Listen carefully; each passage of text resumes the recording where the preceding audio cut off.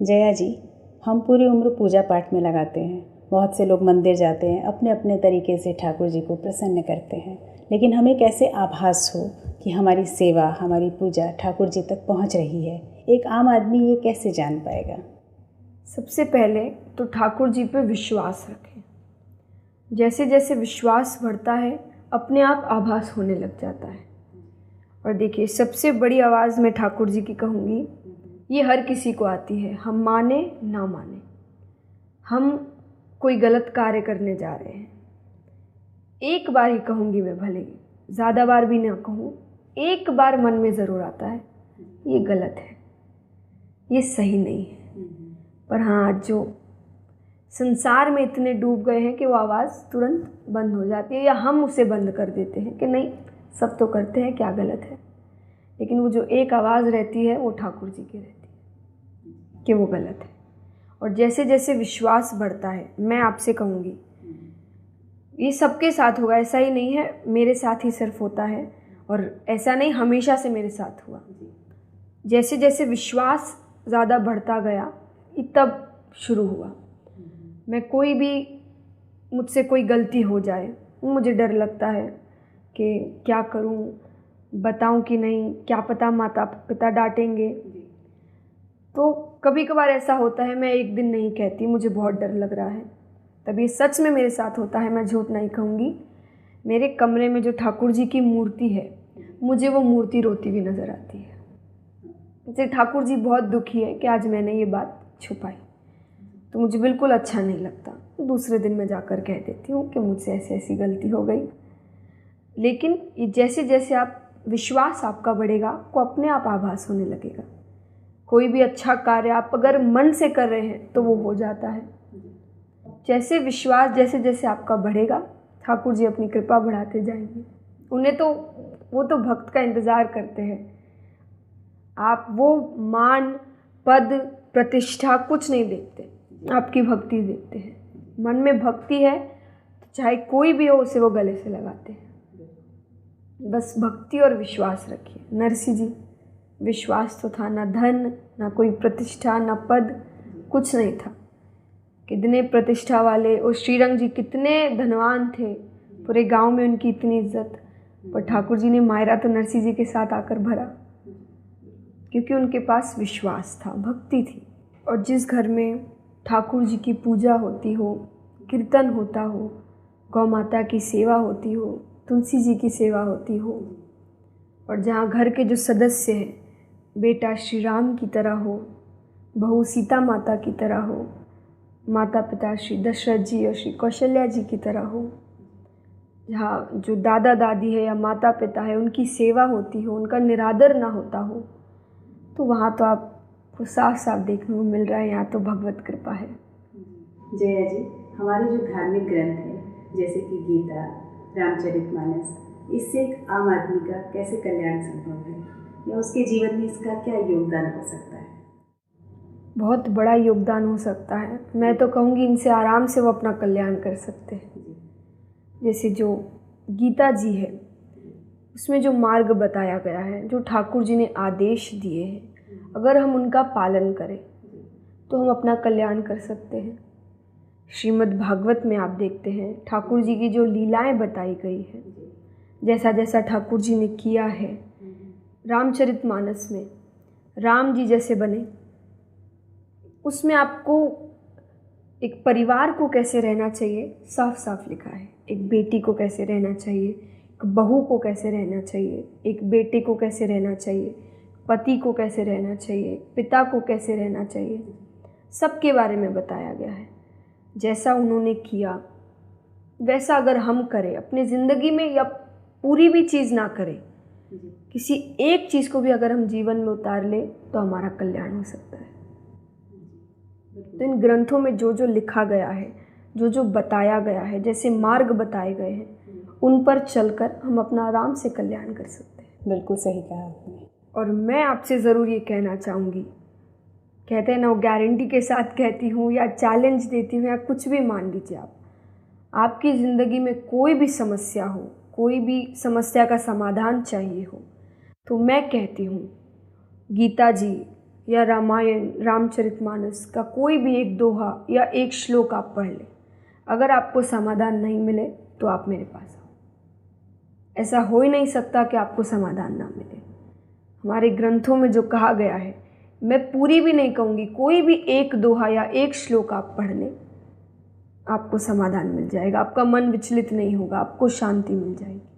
मैं आपसे कहती हूँ। जया जी, जैसा कि हम देख रहे हैं कि नारियों पे आजकल बहुत अत्याचार हो रहा है, हम आए दिन अखबार में ये सब पढ़ते हैं, तो इसको कैसे रोका जा सकता है और इसमें नारी की अपने आप में क्या भूमिका होनी चाहिए?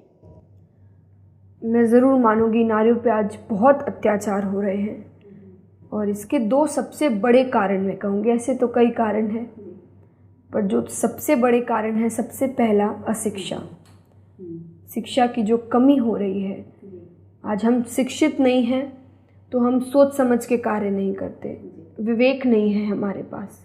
शिक्षा से विवेक आता है। और दूसरा कारण है मदिरापान।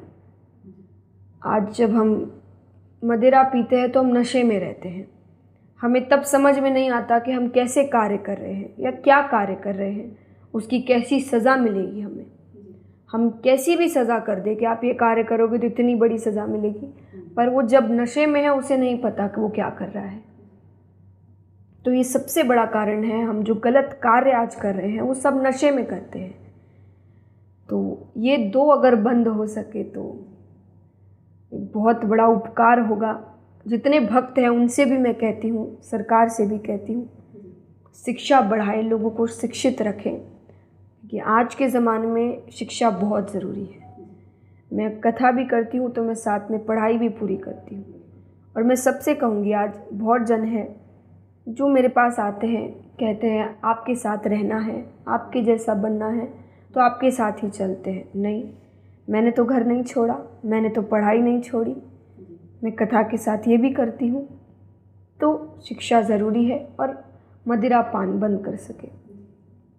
और नारियों की जो भूमिका है, देखिए जैसा ठाकुर जी ने कहा कि कर्म आपको ही करना पड़ेगा, फल वो ज़रूर दे रहे हैं, आप पहला कदम तो उठाएं। तो आपको अत्याचार नहीं सहना है, सहन शक्ति रखें, जितना आप कर सकते हैं उतना करें। जैसे सहन शक्ति यानी आपके जो पति है, मानिए वो अगर काम ना करते हों, उनके पास काम नहीं है, तो मान सकते हैं मन थोड़ा विचलित रहता है, तो पत्नी को सहन शक्ति रखनी है, उन्हें समझाना है और जैसी स्थिति है उसमें खुश रहना है। और अत्याचार हुआ कि वो आपके साथ गलत व्यवहार करते हैं, आप पर हाथ उठाते हैं, मदिरा पान करते हैं, तो ये सब ना सहे। अत्याचार हो तो ज़रूर आवाज़ उठाएं। जितनी भी नारियां हैं, लड़कियां हैं, कन्याएं हैं, मैं सबसे कहूँगी अत्याचार ना सहे। और सबसे बड़ा आप जो देखते हैं, जो भ्रूण हत्या आजकल, ये बहुत गलत है महाराज। आप बेटियों को मौका तो दीजिए। आज जो बेटे नहीं कर सकते वो बेटियां करके दिखा रही हैं। जितना नाम आज रोशन बेटियां कर रही है, आप किसी भी नारी को उठा के देख लीजिए जो आज बहुत ऊंचे मुकाम पे है, तो महाराज उन्हें मौका दीजिए। ठाकुर जी का प्रसाद है सबसे बड़ी बात। आज ठाकुर जी हम सबसे ज़्यादा समझदार है, ज़्यादा सयाने हैं, उन्हें पता है किसके लिए क्या ठीक है। और ठीक बैठीक सिर्फ हमारी दृष्टि में होता है, ठाकुर जी की दृष्टि में सब ठीक ही ठीक होता है। वो जो कर रहे हैं अच्छे के लिए कर रहे हैं। तो जो भ्रूण हत्या जैसा पाप आप ना करें। वरना आज देखिए महाराज, बेटी ना गर्भ के अंदर सुरक्षित है और ना गर्भ के बाहर। तो महाराज बेटियों की रक्षा करें, भ्रूण हत्या जैसा पाप ना करें, उन्हें शिक्षा दे, आशीर्वाद दे, स्नेह दे, आगे बढ़ाए, फिर देखिए वो कैसे कमाल करती है। जया जी, आपकी हॉबीज़ क्या है? मैंने ऐसे सुना है कि आप बहुत अच्छी पेंटिंग करती हैं। पेंटिंग मैं करती हूँ, बहुत अच्छी का पता नहीं, पर हाँ, हर जन्माष्टमी में मैं ठाकुर जी की रंगोली मानती हूँ मेरी माता के साथ। वो क्योंकि महाराष्ट्र से हैं, तो महाराष्ट्र में रंगोली बहुत मानी जाती है। तो हर जन्माष्टमी में ठाकुर जी का चित्र बनाती हूँ, उस पर रंगोली मानती हूँ। ये हर साल, कभी कभार अगर हम खाली बैठे हों, थोड़ा टाइम है, 10-15 मिनट ही मानिए, तो कभी कभार बना लेते हैं, बस और कुछ नहीं, थोड़ा सा। जया जी, एक आम आदमी ठाकुर जी की सेवा करते हैं, ईश्वर को मानते हैं अपने अपने तरीके से, फिर भी उनके जीवन में दुख आता है, तो उन्हें लगता है कि हम लोग इतनी सेवा कर रहे हैं ठाकुर जी की, पर ये दुख क्यों आता है, तो इसके कारण क्या हैं? देखिए, दुख सुख तो सबके जीवन में आते हैं। आपत्ति, संपत्ति और विपत्ति ये आते जाते रहते हैं। अब हम तो आम इंसान हैं, ठाकुर जी श्री राम आप देखिए, उनके जीवन में भी कितने दुख आए। तो दुख सुख सबके जीवन में आते हैं, पर हाँ, हम ये मान के चलें कि अगर ठाकुर जी हमें दुख दे रहे हैं तो हमारे पाप काट रहे हैं। इसका सबसे बड़ा उदाहरण मैं आपको दूंगी। एक माता खड़ी है, बहुत सारे बच्चे खेल रहे हैं, सब बहुत अच्छे से खेल रहे हैं, अच्छा कार्य कर रहे हैं। माता के मन में आया कि मैं सबको कोई मिठाई दूं या चॉकलेट दूं, कुछ भी दूं, तो वो दे सकती है, आराम से दे सकते हैं। हमें कोई बच्चा पसंद आया तो हम उसे कुछ दे सकते हैं। अब मानिए सब बच्चे कोई गलत कार्य कर रहे हैं, तो क्या वो माता सबको थप्पड़ मार सकती है? वो मार तो अपने ही बच्चे को सकती है। तो ठाकुर जी हमें अपना मानते हैं, इसीलिए हमें दुख देते हैं, ताकि हमारे पाप कट जाए।